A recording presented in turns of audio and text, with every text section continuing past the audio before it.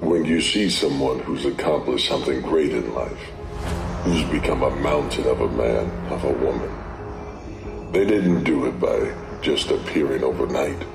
They started carrying small stones of sacrifice every day, and they began to pile them together over the course of time, when no one is watching, when no one is aware that they are still grinding. In the middle of the night, when everyone else is asleep, they still grind. They get up early before others are still resting. They don't take off days now so that they can sacrifice in this moment, so they can live however they want in the future. If you think the price of winning is too high, wait till you get the bill from regret. Use fear or it uses you. It's that simple. What am I afraid of? If I'm afraid of that, I gotta be more afraid of what I'm gonna miss out on, missing out on my mission, missing out on who I'm supposed to be. If you're not getting rid of fear, then use fear.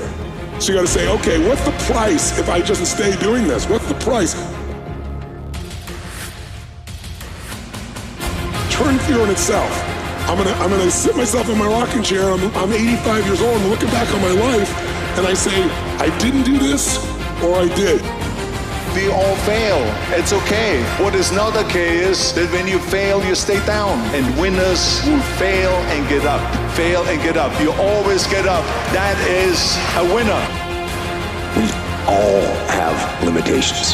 Does that mean that I quit? Of course not. I'm gonna try to be the best that I can be.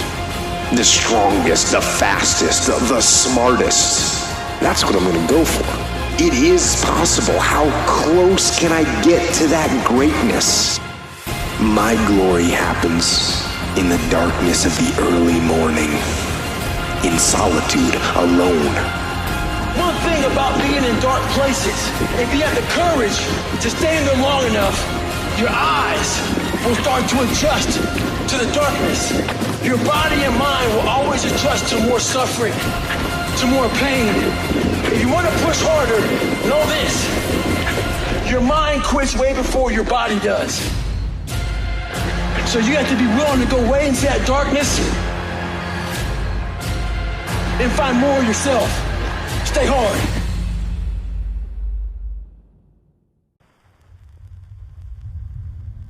The foolish man seeks happiness in the distance. The wise grows it under their feet. The foolish man seeks happiness in the distance, and the wise grows it under their feet, right? You're not wishing for a future that you haven't earned yet. You're not looking forward to a future that you haven't earned yet. Yeah. Like you haven't earned yesterday yet, right? You haven't earned a month from now yet. You haven't earned a year from now yet. So how can we be grateful for all that's transpiring and manifesting right now in the moment and not looking forward to happiness in the distance, right? I'll be happy when I get this. I'll be happy when I get there, right? I'll be happy if this happens.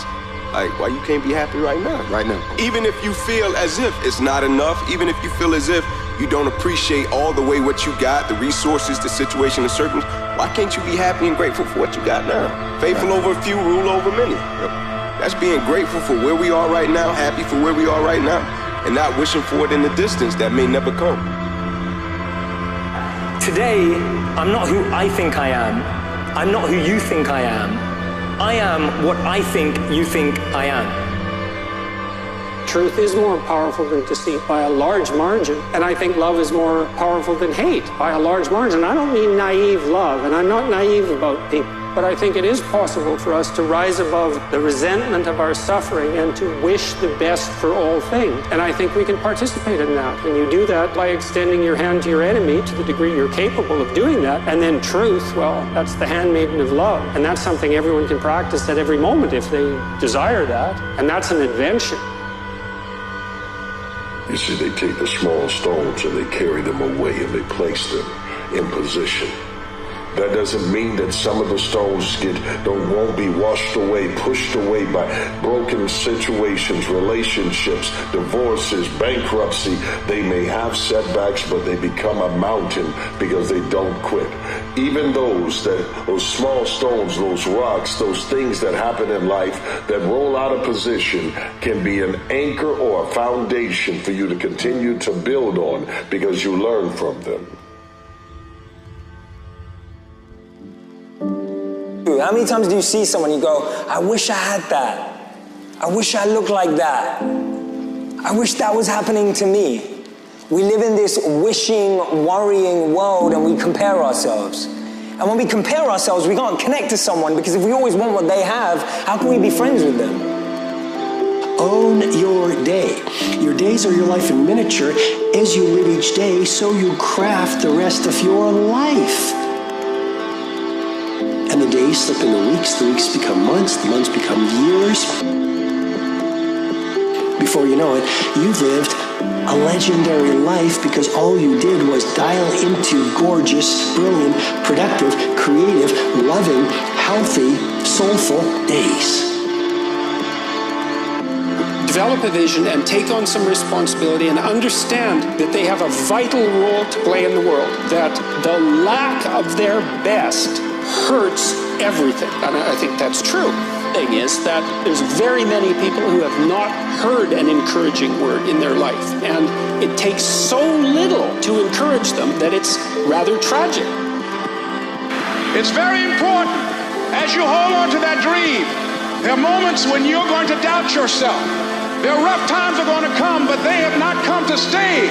They have come to pass. Keep building. Don't you dare give up. Carry your small stones of sacrifice today to the gym. Sacrifice if it means giving up an hour so that you sacrifice if it means giving up cigarettes or anything else that would get into the way of your health and development. Pleasure for the moment is not worth it when you can become a monument by being a sacrifice that turns into something more than what everyone else thought you were. Every man has two lives, and the second starts when he realizes he has just one.